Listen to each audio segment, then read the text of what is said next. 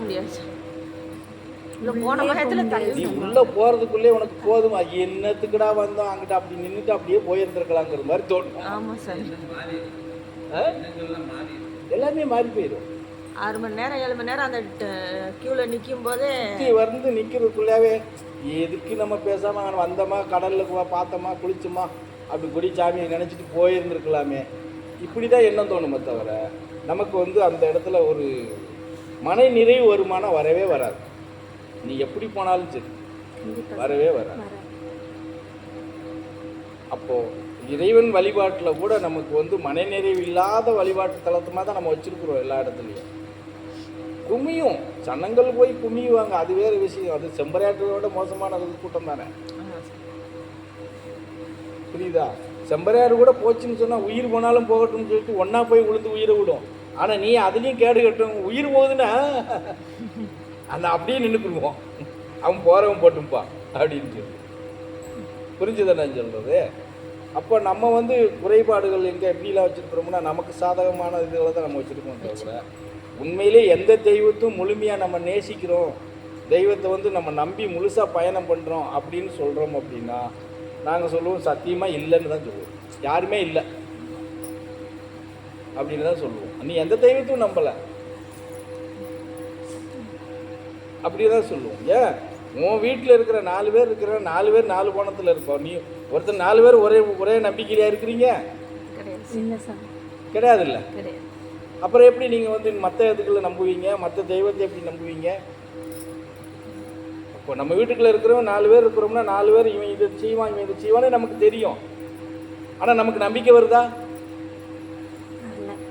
வராது. அதுதான் சொல்கிறது. அப்போ நம்ம பலகீனம் எங்கே அடையிறோம்னா நம்ம மனநிலையிலேயே நம்ம பலகீனம் அடைஞ்சிடுறோம். எல்லா விஷயத்துலையும் தெய்வீக வழிபாடாக இருந்தாலும் சரி, நம்மளுடைய உறவு சொந்த பந்தத்தில் இருந்தாலும் சரி, இதர பரிமாற்றங்களாக இருந்தாலும் சரி, எல்லாத்துலேயுமே நம்ம பலகீனம் அடைஞ்சிடறோம். பலகீனம் அடையும் போது தான் நமக்கு எல்லாமே சிறுமை அடைய ஆரம்பிச்சிடுறோம். அது பணப்புழக்கமாக இருக்கட்டும், தொழில் ரீதியாக இருக்கட்டும், இல்லையா? இப்படி எல்லாமே பணத்தில் நம்ம சிறுமி அடைஞ்சிட்டாலே முடிஞ்சு போச்சு, எல்லாமே போச்சு.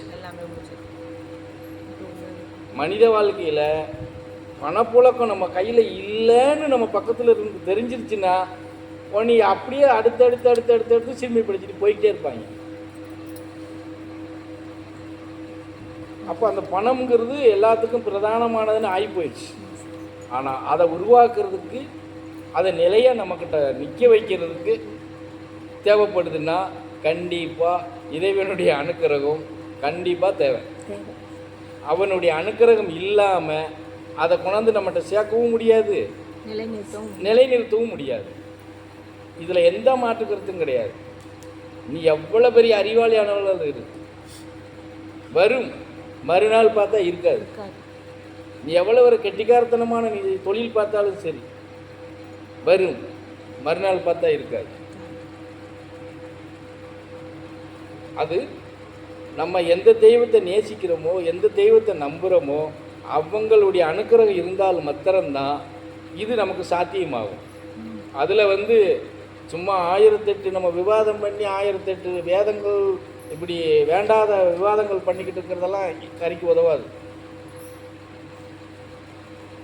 ஆமாம், இன்னும் நீ ஒரு செல்வேந்திரனாக வாழணும், செல்வாக்கு குறையாமல் நீ இருக்கணும் அப்படின்னால் கண்டிப்பாக நீ வணங்கக்கூடிய தெய்வம் எதுவாக இருந்தாலும் அந்த தெய்வத்தை நீ முழுசாக நம்பியாகணும். அவங்களுடைய அனுக்கிரகம் உனக்கு முழுசாக கிடைச்சாகணும். இது இருந்தால் மாத்திரம்தான் இந்த பணம்ங்கிற நிலைப்பாட்டுக்குள்ளே நம்ம நிற்க முடியும்.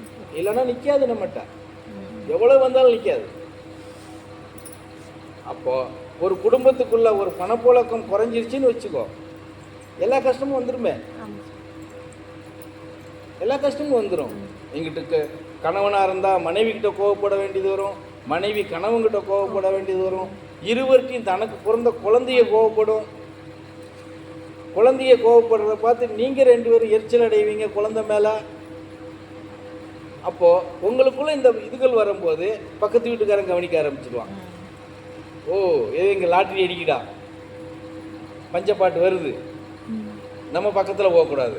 எப்படி நம்ம பக்கத்துல பக்கத்தில் போனால் நம்ம உதவி பண்ண வேண்டியது வந்துடும். அவன் அப்படி சொந்த பந்தமாக இருந்தாலும் சரி விலகி நிற்க ஆரம்பிச்சிடும். புரியுதா? அப்போ இந்த நிலைப்பாட்டுக்கு ஒரே காரணம் என்னது? நம்ம கையில் பணப்புழக்கம். ஏன்னா அதை உருவாக்கிட்டாங்க இல்லையா? அப்போ அதை நம்மக்கிட்ட வந்து ஒரு சீர்திருத்தமாக சீராக பெரிய நம்ம வந்து கோடீஸ்வரனாக காட்ட வேண்டியிருக்கு. அன்றாட பிரச்சனைக்கு நமக்கு எந்த கஷ்டமும் இல்லாத அளவுக்கு நம்ம தேவைக்கு என்னவோ அதுக்கு தடை இல்லாமல் அது நம்மக்கிட்ட புழக்கத்தில் இருந்தால் எதை பற்றி நம்ம கவலைப்படுங்கிற அவசியம் இல்லை. யாருக்கும் நாம் பயப்படணுங்கிற அவசியம் இல்லை. நம்ம தான் ஒரே சீராக போய்கிட்டே இருப்போம் இல்லையா? பார்க்குறவனுடைய இதுக்கு எல்லாத்துக்கும் பரவாயில்லப்பா, நல்லா இருக்காங்கப்பா. நம்மளும் இன்னும் கொஞ்சம் அதை கொஞ்சம் மிகைப்படுத்துவோம். எப்படி? ஏய் நான் பத்தியா அப்படின்னு சொல்லிட்டு போயிட்டே இருப்போம். புரிஞ்சுதா? அப்போ அதை வந்து நமக்கு வந்து ஒரே நிலையில் நம்மளை கொண்டுட்டு போகணும்னா இந்த ரெண்டு விஷயமும் நம்ம ஆழமாக பிடிக்கணும். நமக்கு இப்போ எந்த தெய்வத்தை நமக்கு பிடிக்குதோ அந்த தெய்வத்தை வந்து நம்ம ஆழமாக நம்பிக்கை வச்சு அவங்கள்ட்ட நிற்கணும். அவங்களுடைய அனுக்கிரகம் நமக்கு எந்த காலத்துலேயும் நம்மக்கிட்ட இருந்து விலகாமல் நம்ம விசுவாசத்தோடு அவங்கள்ட்ட இருந்தால் தானே அவங்க விலகாமல் இருப்பாங்க. இல்லைன்னா அவங்க ஒரு பக்கம் ஒதுக்கிடுவாங்க இல்லையா? அதுதான் அதை கற்றுக்கிறணும் அப்படிங்கிறத நம்ம சொல்கிறது. கற்றுக்கோ, நீ வந்து அதை கற்றுக்கோ.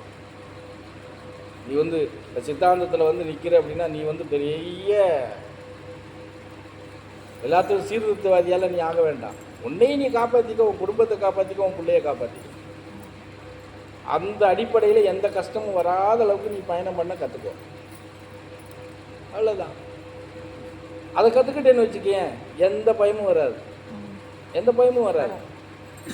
சரியான தெய்வீக வழிபாட்டில் நீ இருந்து அந்த தெய்வத்தினுடைய பரிபூர்ணமான அணுக்கணு உனக்குள்ளே இருந்து